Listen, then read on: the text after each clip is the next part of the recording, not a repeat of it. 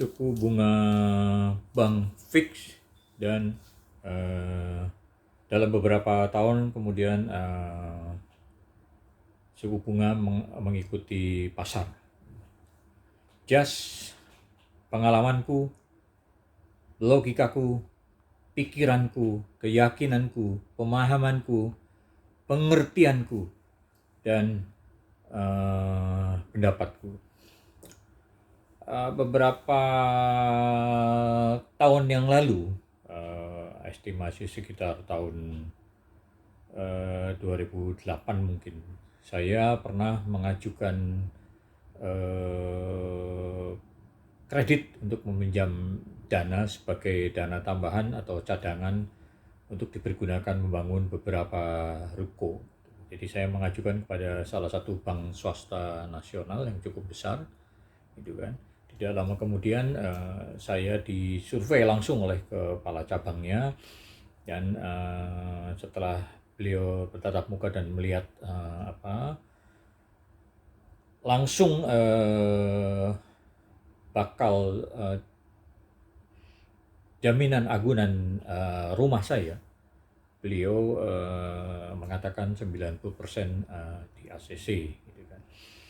Selanjutnya beliau mengatakan bahwa 3 tahun pertama suku bunga saat itu dia mengatakan 9%, kemudian tahun keempat dan seterusnya mengikuti suku bunga pasar. Nah, saat itu juga saya mempertanyakan, patokan suku bunga pasar itu apa? Apakah JIBOR, apakah SIBOR, apakah SBI, ataukah LIBOR? Nah, ternyata kepala cabang tersebut tidak dapat menjawab, dan hanya dengan mengatakan bahwa itu keputusan internal, Pak. Nah, bagi saya jelas keberatan, gitu kan. Karena apa? Menurut saya batasan kenaikan itu harus ada batas.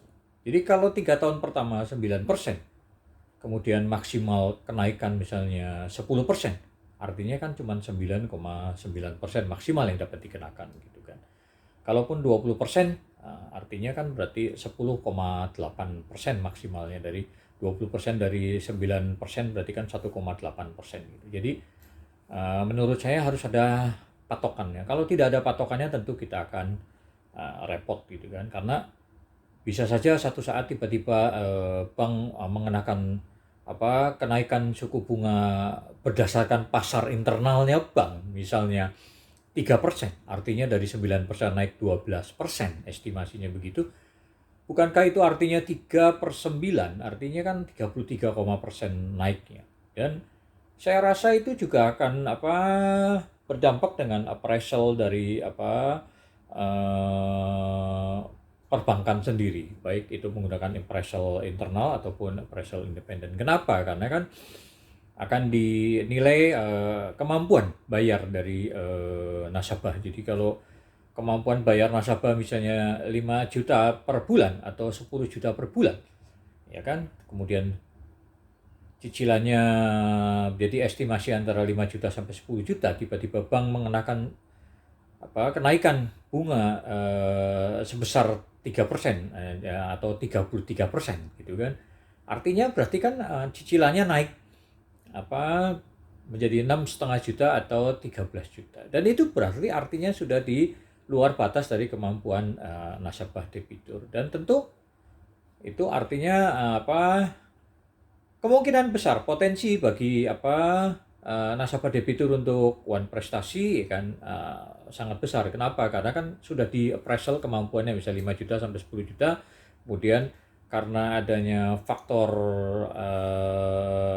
kenaikan suku bunga SBI misalnya, tiba-tiba harus menaikkan 3% menjadi 12% gitu, atau setara dengan 33%, artinya kan sudah tidak sesuai lagi dengan penilaian appraisal pada saat pengajuan kredit, gitu kan. Itu belum saya nego kembali soal misalnya nilai aset saya, gitu kan. Jadi kalau saya waktu itu mau mengajukan misalnya 1M misalnya kan, artinya saya harus mengajukan memberikan jaminan 125%. Jadi minimal harga rumah saya harus 1,25 M. Itu mungkin begitu gitu. Tetapi pada dasarnya kan kalau saya mengajukan 1 M, jelas uang yang uang kredit yang harus saya terima tidak full 1 M, tetapi mungkin hanya 750 juta karena yang 25% itu saya harus deposit gitu kan. Jadi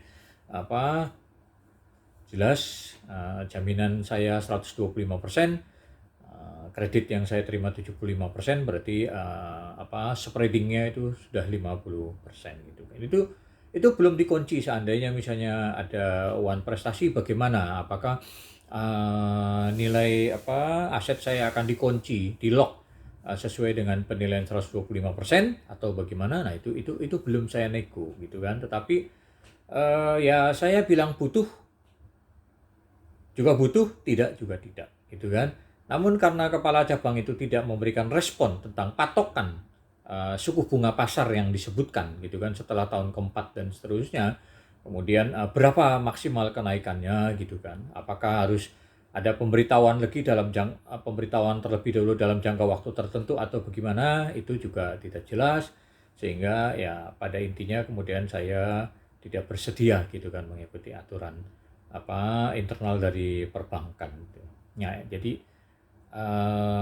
saya juga berharap gitu kan agar masyarakat dalam membuat perjanjian juga harus smart lah gitu kan. Jangan karena butuh kemudian apapun klausul dari kreditur kita harus terima. Saya kira kita juga harus objektif dan profesional juga, karena prinsipnya perjanjian itu kan perjanjian kredit khususnya itu kan juga konsensual ya. Jadi harus ada kesepakatan gitu kan. Harus jelas gitu kan subjek dan objeknya gitu kan. Kemudian juga batasan maksimal dari suku bunga gitu kan. Apakah akan langsung, misalnya kalau ada kenaikan apakah langsung naik atau ada perlu pemberitahuan terlebih dahulu, apakah saya harus langsung menyetujui terlebih dahulu ataukah nego lagi. Karena kalau langsung menyetujui artinya berarti saya menandatangani juga klausul untuk ke depannya gitu kan. Jadi sesuatu hal yang belum pasti tapi saya harus bersedia menandatangani dahulu gitu. Nah, itu kan saya rasa hal yang tidak relevan ya dalam perjanjian gitu kan, karena ya, hukum perjanjian itu pada dasarnya harus sama kedudukannya. Nah, jadi jangan sampai kita juga terikat dengan klausul baku, karena ya sebetulnya klausul baku itu kan dapat dibatalkan dengan undang-undang perlindungan konsumen gitu kan. Namun juga apabila terdapat ketidakseimbangan dalam perjanjian gitu kan, juga sebetulnya nasabah dapat menggunakan Misbruik van Recht atau Misbruik van Omstandigheden gitu kan.